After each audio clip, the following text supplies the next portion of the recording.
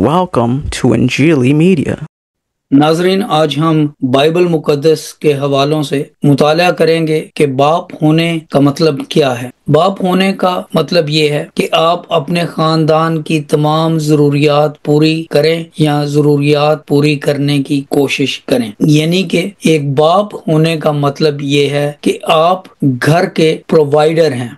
जब हम बाप होने का मुताला करते हैं तो हमें हमेशा इस बात को याद रखना चाहिए कि खुदा हमारा आसमानी बाप है। लिहाजा जब हम कहते हैं कि बाप को, जमीनी बाप को मुहैया करने वाला होना चाहिए, तो आप गौर कीजिए कि खुदा बाप यानी हमारा आसमानी बाप वो भी हमारे लिए मुहैया करने वाला खुदा है। बाइबल मुकद्दस में मत्ती की इंजील उसके 6 बाब की 9वीं आयत के आखिरी हिस्से से मैं पढ़ रहा हूँ। तुम में से ऐसा कौन सा आदमी है कि अगर उसका बेटा उससे रोटी मांगे तो वो उसे पत्थर दे, या अगर मछली मांगे तो उसे सांप दे। खुदावंद यीशु मसीह अपने सुनने वालों को बता रहे थे कि वहाँ पर जो आदमी हैं, जो बाप हैं, वो अपने बच्चों को अच्छी चीजें देना चाहते हैं। इसी तरह से खुदा बाप, आसमानी बाप भी हमारे लिए अच्छी चीजें मुहैया करता है। और फिर हम देखते हैं कि जब खुदावंद यीशु मसीह ने अपने शागिर्दों को दुआ करना सिखाई तो उसमें भी उन्होंने खुदा को बाप कहकर पुकारने के लिए कहा।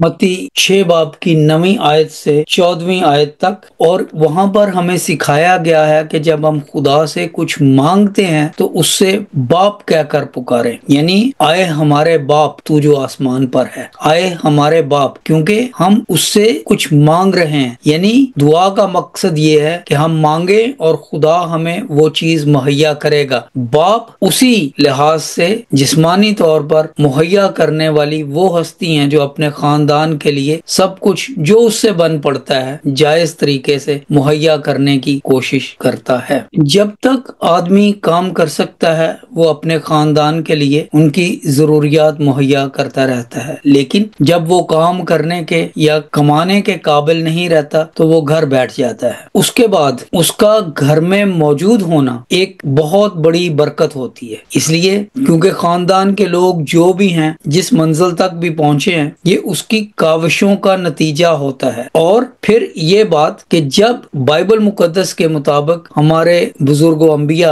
इस दुनिया से जाने लगते थे तो वो अपने बच्चों को बरकतें देकर जाया करते थे। यहाँ पर ये बात नहायत ही अहम है कि बुजुर्गों की तारीख में आप देखें तो आपको पता चलेगा कि बरकतें हमेशा बाप देता है बच्चों को। माँ दुआएं देती है लेकिन बरकतें देने का कोई जिक्र नहीं है बाइबल मुकद्दस में। अगर हम देखें तो सबसे पहला बाप आदम था और आदम को पैदाइश के दूसरे बाब में खुदा ने बरकतें दी। उसके बाद इब्राहिम ने फिर इसहाक को बरकतें दी और उसके बाद इस्माइल को। इसहाक ने याकूब को बरकतें दी, याकूब ने अपने बच्चों को बरकतें दी। ये तमाम बातें पैदाइश 49 और 50 बाब में बड़े मुफस्सल तरीके से लिख दी गई हैं। दूसरी बात यह है कि बाप अपने बच्चों में एहसास खुद एतमादी पैदा करता है कि दुनिया को कैसे निपटना है, दुनिया में लोगों के साथ कैसे डील करना है, किससे कैसे सलूक करना है, किसी के बुरे सलूक से किस तरह से बचना है। एक और बात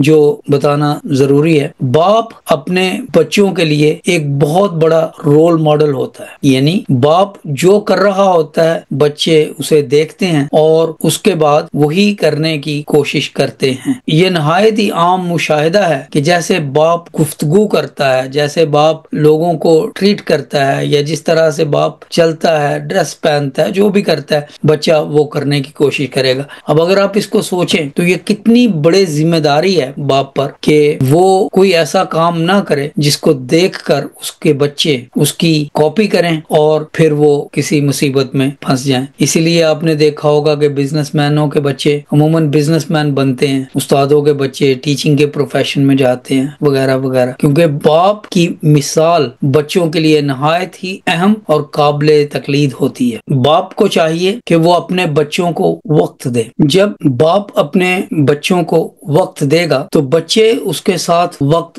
گزارنے میں خوشی محسوس کریں گے، اور اگر باپ اپنے بچوں کو وقت نہیں دے سکے گا تو بچے باپ سے دور ہوتے جائیں گے۔ اگر باپ ہمیشہ اتنا مصروف ہو کہ وہ اپنے بچوں کو وقت نہ دے سکے تو وہ پھر اپنے دوستوں سے، اچھے برے لوگوں سے ادھر ادھر جا کر اپنی ضروریات، اپنی ڈسکشنز وغیرہ کرتے ہیں، جس سے نقصان ہو سکتا ہے۔ اس دنیا میں افسوس کی بات یہ ہے کہ کچھ برے والد بھی ہوتے ہیں جو اپنے بچوں کو مارتے پیٹتے ہیں۔ ہم لوگ جو بائبل مقدس کے ماننے والے ہیں، ہمیں اس بات کا احساس دلایا گیا ہے بائبل مقدس میں کہ ہمیں اپنے بچوں کے ساتھ کیسا سلوک کرنا ہے۔ اور بچوں کو میں یہ کہنا چاہتا ہوں کہ آپ اپنے باپ سے برکتیں حاصل کرنے کے لیے آپ ان کی خدمت کریں، ان کے ساتھ رہیں۔ جب باپ اس دنیا میں نہیں رہتا تو اس وقت وہ ساری ذمہ داریاں جو باپ پر ہوتی ہیں، یعنی ضروریات کو پورا کرنے کی ذمہ داریاں، تعلیم و تربیت کی ذمہ داریاں، یہ تمام ذمہ داریاں ماں پہ آ جاتی ہیں، اور پھر ماں، باپ اور ماں دونوں کا کردار ادا کرتی ہے۔